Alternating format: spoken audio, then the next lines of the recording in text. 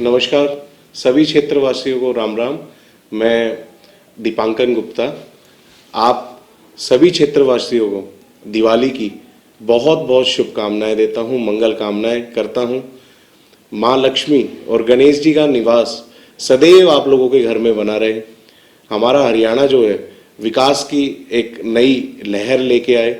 मैं अपील करता हूं आप लोगों से कि आने वाले चुनाव में आप कांग्रेस पार्टी को अपना कीमती वोट देंगे और विजयी बनाएंगे, ताकि आने वाला जो समय हो वो विकास का हो, रोजगार का हो और एक उज्जवल हरियाणा का हम निर्माण कर सकें, उसका हो। सभी क्षेत्रवासियों को राम राम।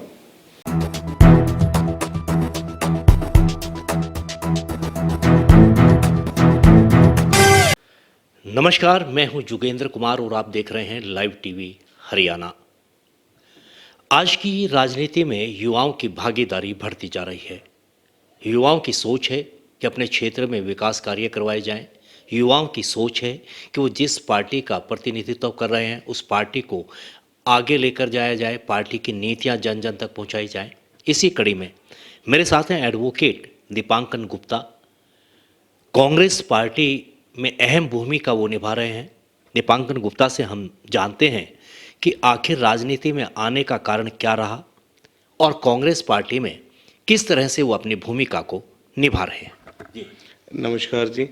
मैं सभी क्षेत्रवासियों को सबसे पहले तो आपके चैनल के माध्यम से दिवाली की हार्दिक शुभकामनाएं देता हूं एवं ईश्वर से प्रार्थना करता हूं कि माँ लक्ष्मी और गणेश जी का वास जो है आपके घरों में सदैव बना रहे, अपने क्षेत्र में उन्नति बनी रहे और विकास कार्य जो हैं वो ज़ोरों शोरों से चलते रहें। एवं साथ के साथ मैं आप लोगों से अपील भी करता हूं कि कांग्रेस पार्टी को आने वाले चुनावों में विजयी बनाए, ताकि जो विकास की जो लहर है वो और तेज़ी से हम आगे ले जा सकें। और यही मेरी ईश्वर से कामना है कि सब लोग स्वस्थ रहें, दीर्घायु रहें एवं हंसी खुशी हर परिवार में बनी रहे। दीपांकन जी, ढेर सारी शुभकामनाएं आपने हमारे चैनल के माध्यम से लोगों को दी और हम भी यही उम्मीद करते हैं कि जो भावनाएं आपने आप जनता के लिए प्रकट की, गणेश जी और माँ लक्ष्मी जी उन सबको पूरा करें। अब हम आते हैं मेन मुद्दे पर। आप युवा हैं, व्यापारी भी हैं। सबसे बड़ी बात कि आपके परिवार में राजनीति आपके दादा के समय से होती रही। लाला ओम प्रकाश जी ने सक्रिय भूमिका राजनीति में निभाई, एक नाम उन्होंने कमाया।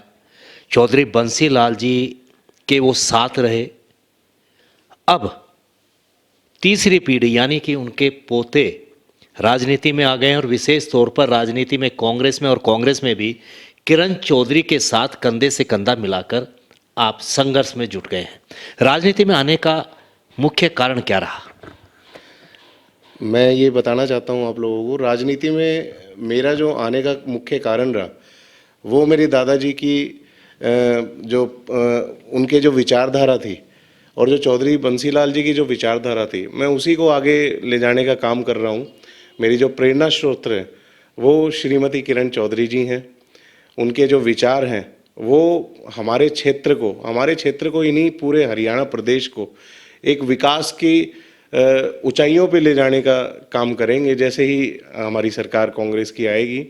तो इसी वजह से मैं जुड़ा हूँ और मेरा तो यही प्रयत्न है कि युवाओं को, नए नए युवाओं को मैं अपने साथ लेके चलूँ और कांग्रेस पार्टी के हाथ, राहुल गांधी जी के हाथ, मैडम किरण चौधरी जी के हाथ और मजबूत करें। अगर क्षेत्र में विकास की बात की जाए, उनकी बेटी श्रुति चौधरी सांसद थी।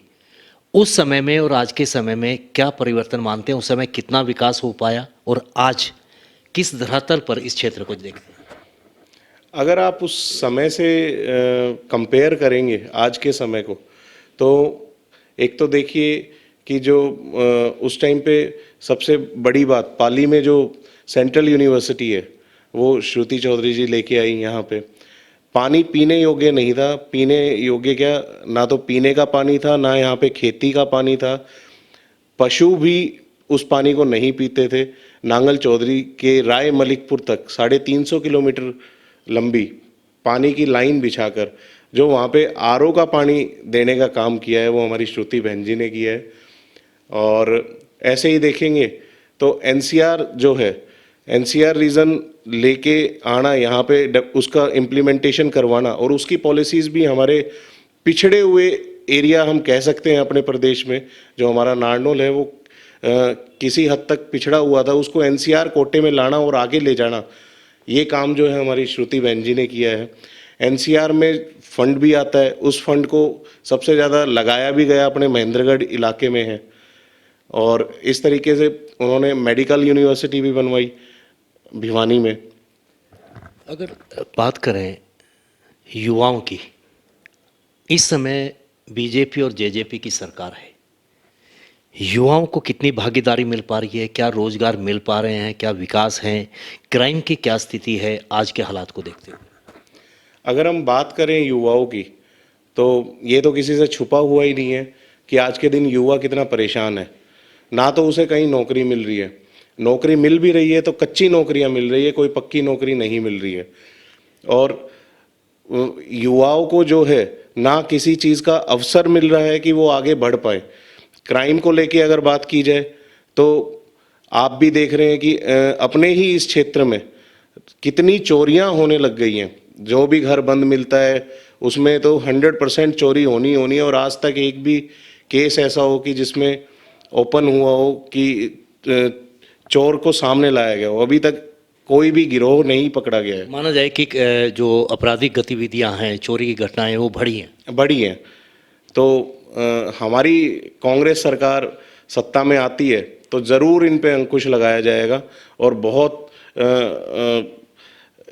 कहते हैं ना कि बड़ी ही टाइट तरीके से हम इस चीज़ को लेंगे कि इस पे बिल्कुल अंकुश लगाया जाए, रोक लगाई जाए प्रशासनिक तौर पे भी। आप गांव के दौरे भी लगातार कर रहे हैं, चाहे वो श्रुति चौधरी के साथ हो या किरण चौधरी के साथ, और अगर वो दोनों नेता क्षेत्र में नहीं है तो उनके पीछे से भी लगातार गांव में जनता से संपर्क बनाए हुए। क्या हालात आपको लगते हैं लोकसभा और विधानसभा में बीजेपी और कांग्रेस को लेकर? देखिए जी, जो हालात हैं प्रदेश में वो साफ दिखा रहे हैं कि आने वाला जो टाइम है वो कांग्रेस का है। निश्चित ही तौर पे हमारी जो बहन श्रुति चौधरी जी हैं वो हमारी सांसद बनेंगी भिवानी महेंद्रगढ़ लोकसभा क्षेत्र से। और आने वाला जो समय है वो कांग्रेस का है, विकास का समय है वो।